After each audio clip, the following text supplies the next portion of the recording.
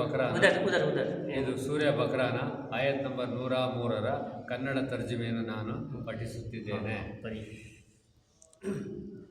ಜನರಿಗೆ ಇಂದ್ರಜಾಲ ವಿದ್ಯೆಯನ್ನು ಕಲಿಸುತ್ತಿದ್ದ ಆ ಶೈತಾನರೇ ಕುಫ್ರ ಕೈಗೊಂಡಿದ್ದರು.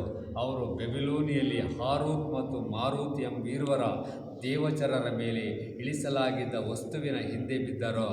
ವಸ್ತುತಃ ಆ ದೇವಚರರು ಯಾರಿಗಾದರೂ ಅದರ ಶಿಕ್ಷಣವನ್ನು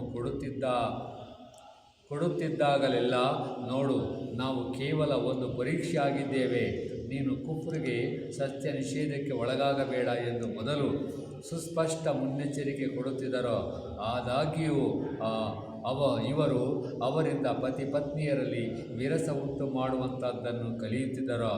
ಅಲ್ಲಾಹನ ಅನುಜ್ಞೆಯ ಹೊರತು ಅವರು ಅದರ ಮೂಲಕ ಯಾರಿಗೂ ಕೇಡುಂಟು ಮಾಡುವಂತಿರಲಿಲ್ಲವೆಂಬುದು ಸ್ಪಷ್ಟವಾಗಿತ್ತು.